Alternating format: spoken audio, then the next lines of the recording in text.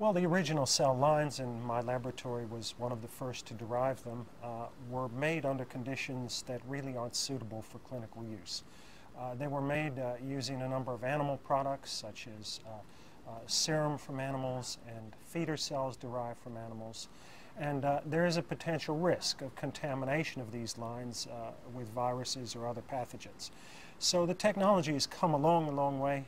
For instance, we've removed many of the undefined animal components that were present in the nutrient mixture we used to grow the cells in, and we've been able to substitute for the feeder cell layer.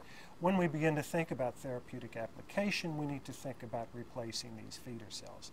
Now, what the feeder cells do is basically to secrete substances onto the tissue culture dish and into the media that help support the stem cells. And as the stem cells grow, they simply push the feeder cells out of the way. A better term might be helper cells. Anyway, we've now learned what some of those important components that the feeder cells are producing are. So what we've done is to deconstruct what is in that material and what's important for the cells, and to substitute new materials for us. So when we go to clinical use, we know there are no ill-defined animal components. We know the source of all the materials, their purity, etc. And that's important for clinical use, but it's also important for experiments, because when you have a lot of undefined factors, either in the media or coming from the feeder cells, that can distort the effects of test compounds that you're adding and really complicate the interpretation of the data. So it's very, very important indeed to work as much as we can in a fully defined system. First of all, when we say 21 cell lines, there really aren't so many of those in operation. And in fact, most of the research to date has been done on just a handful of those. So there are real concerns about how representative that work will be. Those cell lines were all derived under conditions that involved reagents that contain animal products. Many of them have accumulated genetic change over time.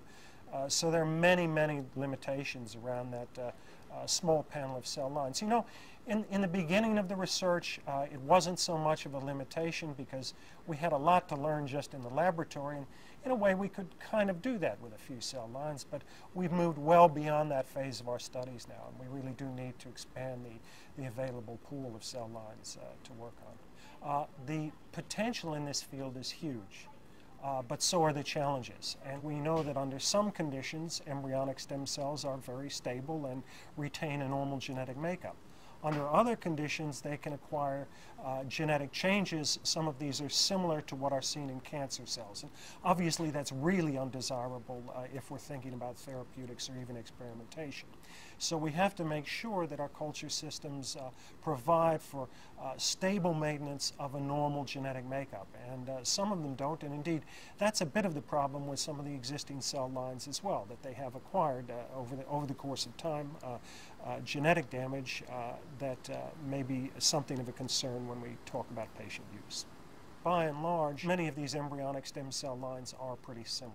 However, when we start to ask, well, is a given cell line as good as making, say, nerve cells as another one, or is it as good at making heart muscle as another cell line, then it appears there actually are some interesting differences in the way cells respond to some of these differentiation protocols. And again, that may be very significant when we come to clinical application. If we can't be sure we can efficiently make a particular tissue from a particular cell line, again, we're going to need more cell lines to cover all the tissues of the body. So this is another important reason for deriving new lines and comparing them carefully. Having been at the forefront of human embryonic stem cell work and one of the first labs, Alan Trounsend and myself, to derive them, I've been really heartened by the progress we've made.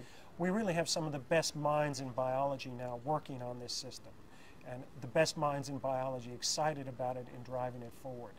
And I think the progress we've made in a relatively short period of time is actually quite remarkable, given that it was a completely new area and a new set of technologies that needed to be developed. So I'm very sanguine and very positive about the prospects for this area of research.